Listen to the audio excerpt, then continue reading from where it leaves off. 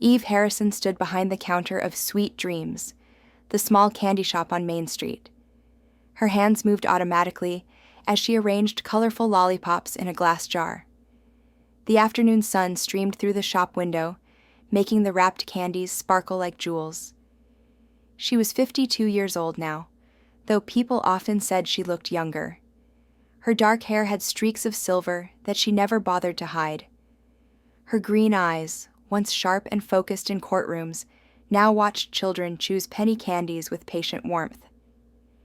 "Mrs. Harrison, can I have 2 of the chocolate bars?" asked Tommy, a 10-year-old boy with freckles. "Of course, sweetheart." Eve smiled as she handed him the candy. "Tell your mother I said hello." The bell above the door chimed as Tommy left. Eve returned to her task, carefully writing price tags in her neat handwriting. This was her life now. Simple, quiet, safe. It had been 5 years since she left the prosecutor's office in the city. 5 years since the Wilson case destroyed her faith in the justice system. Eve closed her eyes briefly, pushing away the memory that still haunted her dreams. She had been one of the best prosecutors in the state. Dedicated, thorough, passionate about justice. The Wilson case should have been straightforward. Martin Wilson had hurt people, badly. The evidence was overwhelming. Witnesses were ready. The victims were brave enough to testify. But Eve's assistant had misfiled a crucial document, one piece of paper in the wrong folder at the wrong time. The defense attorney found the error and used it to question the entire chain of evidence. Wilson's expensive lawyers turned that single mistake into reasonable doubt. The jury acquitted him. Eve could still remember the faces of the victims when the verdict was read. The betrayal in their eyes, the tears, the feeling that justice had failed them. And it had failed them because of an error in her office, under her supervision. She had tried to continue working. But every case reminded her of that failure. Every defendant's face became Wilson's smug smile. Every victim's testimony brought back the weight of her responsibility and her inability to protect them. The sleepless nights had started after the verdict. Eve would lie awake, replaying every moment of the trial, wondering what she could have done differently. She would review the evidence procedures in her mind, searching for the moment where everything went wrong. Her colleagues tried to reassure her. The district attorney himself told her it wasn't her fault. But Eve couldn't forgive herself. Her work performance suffered. She became obsessive about documentation, checking and rechecking every file multiple times. She started questioning her own judgment. Cases that should have been simple became overwhelming. Her confidence, once her greatest asset in the courtroom, evaporated. After 18 months of struggling, Eve's doctor diagnosed her with severe anxiety and recommended she take a leave of absence. That leave turned into retirement. At 47 years old, Eve Harrison's career as a prosecutor ended not with triumph, but with exhaustion and defeat. So she quit. Eve had always loved this small town. She had visited it during summers as a child, staying with her aunt who had since passed away. When she needed to escape, Millbrook seemed like the perfect place. Population, 4,000, 1 main street, 3 churches, 1 high school. Everyone knew everyone, and nobody here knew about Eve's past. She introduced herself simply as Eve Harrison, a woman looking for a quieter life. When the candy shop owner retired, Eve bought the business with her savings. She learned to make fudge and caramels. She memorized the names of local children and their favorite sweets. She became part of the community's gentle rhythm. The shop had needed work when she bought it. The previous owner, Mr. Peterson, had run it for 40 years, but hadn't updated anything in decades. Eve spent her first 3 months painting, renovating, and modernizing while keeping the shop's essential charm. She installed new display cases, but kept the vintage candy jars. Eve decided she needed to understand more about what was happening in Millbrook. For 5 years, she had been part of the community but somewhat apart from it. She was friendly, but not deeply connected. Now she needed to use those community connections more actively. She started by talking to her regular customers, especially the ones with teenagers. She asked casual questions about how their kids were doing, whether they liked school, whether everything was going well.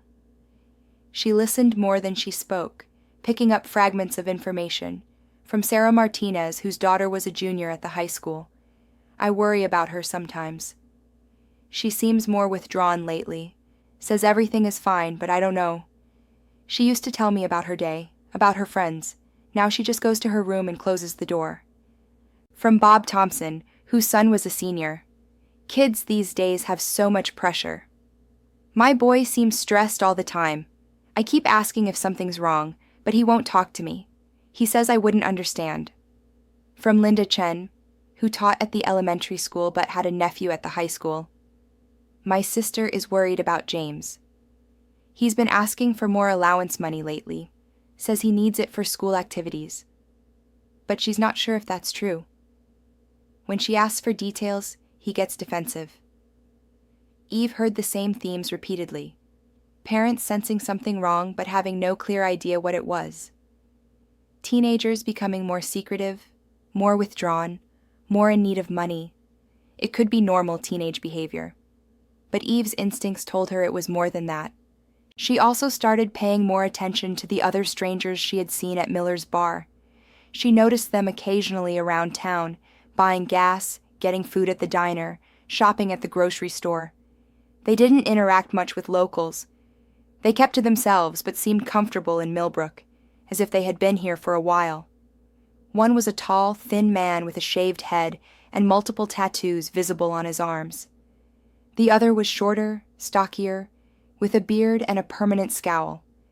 Neither looked like typical Millbrook residents, who tended toward casual but conservative appearances. Eve started documenting their appearances too.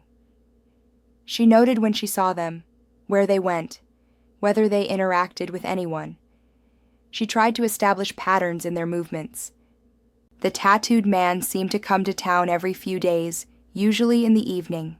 He would visit Miller's bar, sometimes the convenience store, occasionally the gas station. He drove a black pickup truck with out-of-state plates. The bearded man appeared less frequently, maybe once a week. When he did come to town, he usually met with the stranger near the high school. Eve witnessed 2 such meetings, both in parking lots, both involving brief conversations and exchanges of small packages. This was looking more and more like an organized operation. Not just one dealer, but a network. That made it both more dangerous and more important to stop. One afternoon, Eve overheard a conversation at the post office. 2 older men were talking about the old Riverside warehouse, a building that had been empty for years after the manufacturing company that owned it went bankrupt. "Saw some vehicles there late at night," one man said. "Wondered if someone finally bought the place. About time someone did something with that eyesore."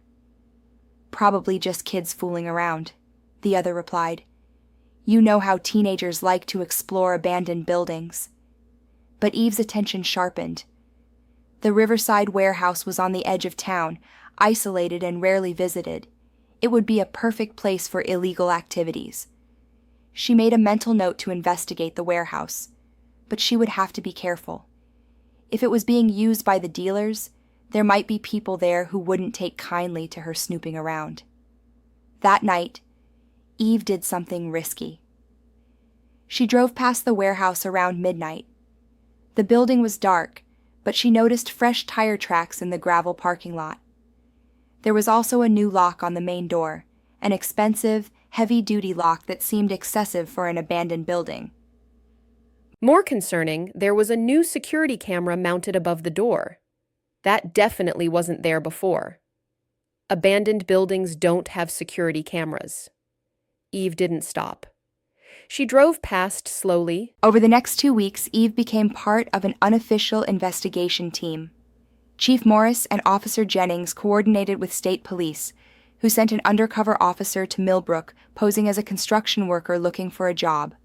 His name was Detective Martinez, though he went by Tony in his cover identity. He was in his late 20s, spoke with a slight accent, and looked nothing like a police officer. He fit perfectly into Millbrook's small community of working-class residents. Eve met with Chief Morris and Officer Jennings twice a week to share updates. These meetings happened in a back room of the police station, away from public view. Detective Martinez joined them when he was available. "The warehouse is definitely active," Martinez reported at their second meeting. "I've done 3 drive-bys at different times. There's always at least one vehicle there, usually that black pickup you identified. I've seen people coming and going, but always at night. They're being careful. We need to catch them with the drugs," Chief Morris said. "If we raid the warehouse and it's empty, or if we arrest Reed, that's his name, by the way, Marcus Reed, without evidence, the case falls apart." "Marcus Reed?" Eve asked. "You identified him?" Officer Jennings nodded. "We ran the license plate you provided." "The car is registered to Marcus Reed, age 37, address in Albany. He has a record. 2 prior arrests for drug possession, 1 for distribution. Did 18 months in prison 3 years ago." Eve felt vindicated, but also more concerned. This wasn't a first-time offender. Reed was an experienced dealer who knew how to avoid detection. "The other 2?" she asked. "The tattooed man is Vincent Calabrese," Jennings continued. "He's got a more extensive record. Multiple drug charges, assault, weapons possession. He's dangerous. The bearded man is harder to identify. We're still working on him." Detective Martinez pulled out his phone and showed them photos he had taken covertly. "I've documented 6 different individuals visiting the warehouse over the past 2 weeks. 4 of them look like customers. Nervous, quick visits, in and out in under 5 minutes. 2 appear to be part of the operation. They stay longer, help move things." "What about the students?" Eve asked. "Have any more been affected?" Officer Jennings looked grave. "We've been working with the school counselor discreetly. She's identified 8 students showing signs of possible drug use. Jake Sullivan is one of them. The others match profiles you'd expect. Kids dealing with family problems, social isolation, academic pressure. Reed knows how to pick his targets." Eve continued her regular routine, but now she was reporting her observations directly to the police. Every suspicious interaction, every appearance of the strangers, every detail about their patterns, all of it was carefully documented and shared. She saw Reed nearly every day now. He had become bolder, more comfortable. He no longer limited himself to the immediate area around the school. She saw him at the convenience store, the gas station, even once at the diner. He was integrating himself into Millbrook's daily life. The police confirmed many of Eve's observations. They set up their own surveillance, photographing Reed's interactions, documenting his meetings with Calabrese and the bearded man, tracking vehicles going to and from the warehouse. But Chief Morris was cautious about moving too quickly. "We need to catch them with the drugs," he explained to Eve during one of their meetings. "If we raid the warehouse and it's empty, or if we arrest Reed without evidence, the case falls apart. We need to be patient." Eve understood this logic, but patience was difficult. She saw Jake Sullivan 3 more times at her shop, and each time he looked worse. His addiction was clearly progressing.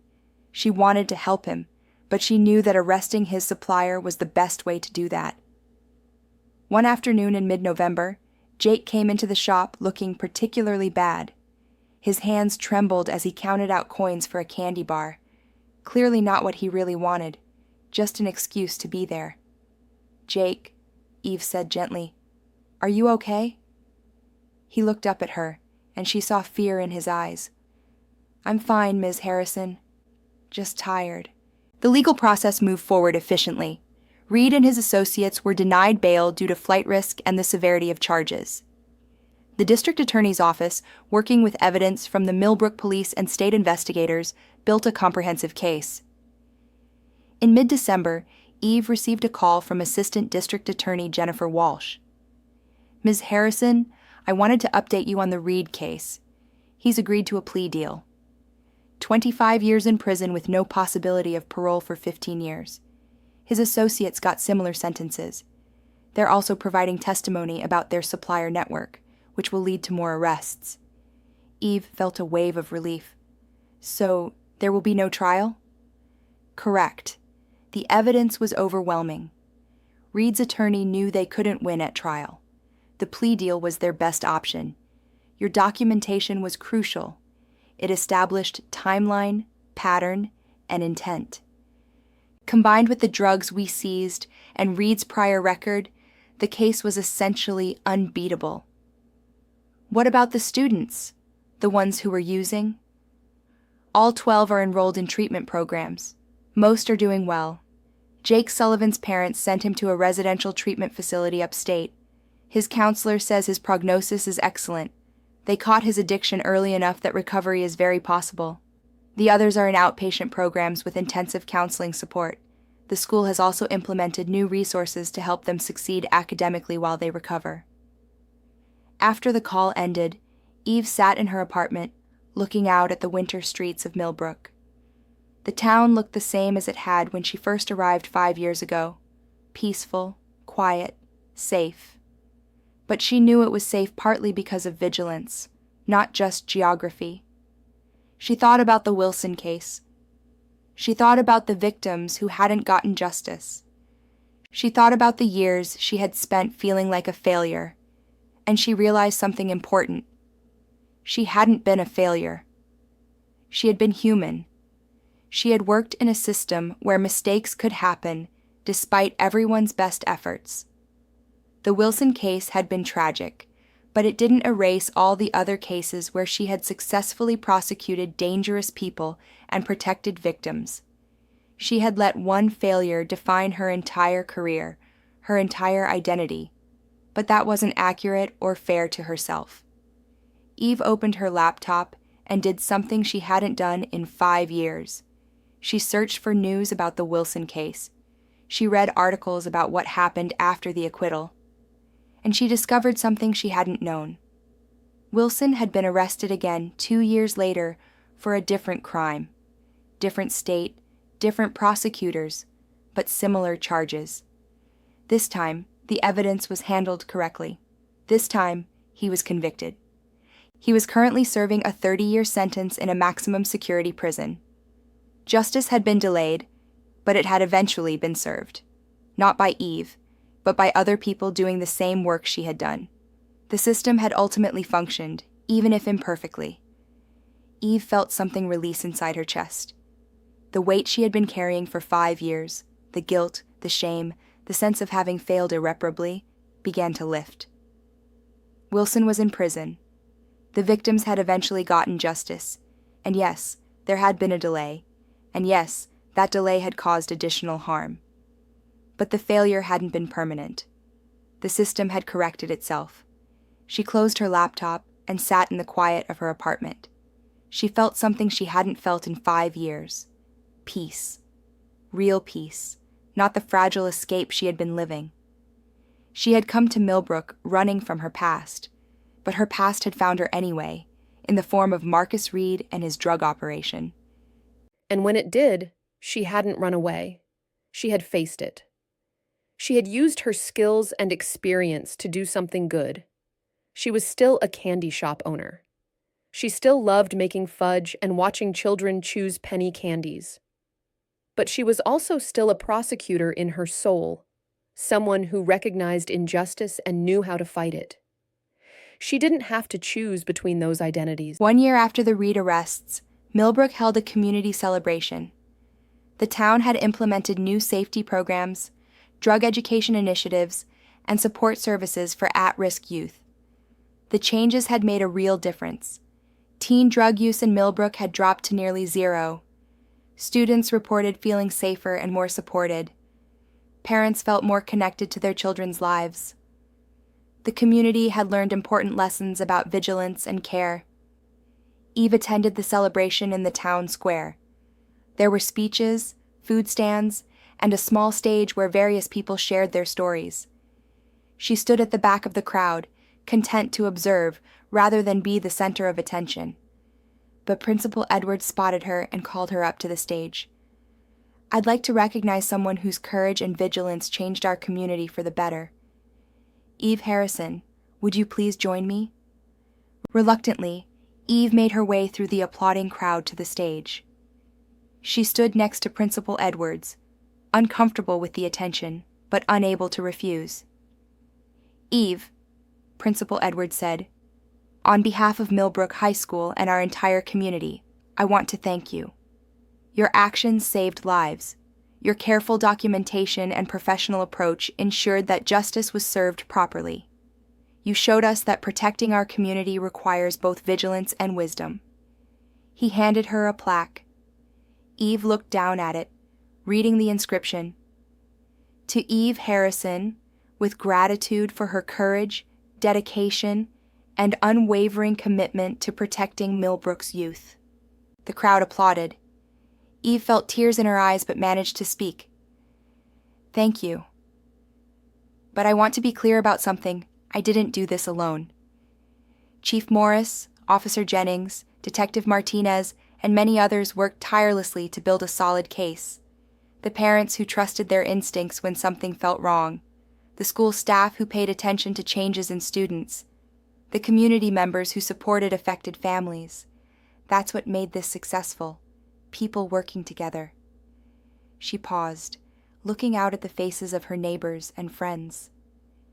"I also want to say something to the young people here. What happened with Reed and his operation wasn't your fault. Addiction is a disease, not a moral failing. Those of you who struggled with it showed tremendous courage by accepting help and working toward recovery. I'm proud of you." More applause. Eve saw Jake Sullivan in the crowd, standing with a group of students who had all been affected by Reed's operation. They were all in recovery now, supporting each other through the difficult process of healing. As Eve stepped down from the stage, multiple people approached her to shake her hand or hug her. The celebration continued with music and food, but Eve felt overwhelmed by the attention. She slipped away after an hour, walking back to her shop. The afternoon sun was warm, and Main Street was quieter than the crowded town square. She unlocked her shop door and went inside, appreciating the familiar smells of chocolate and sugar. This place had become her sanctuary, her home in a way she never expected when she first bought it. Eve sat at one of the small tables and looked around at what she had built. The candy displays she had carefully arranged, the photographs on the walls of birthday parties and community events, the handwritten signs advertising daily specials, the worn but comfortable chairs where children sat to enjoy their treats. This was real. This was hers. This was the life she had created after losing everything she thought defined her. The door chimed. Eve looked up to see Sarah Jennings entering, carrying 2 cups of coffee.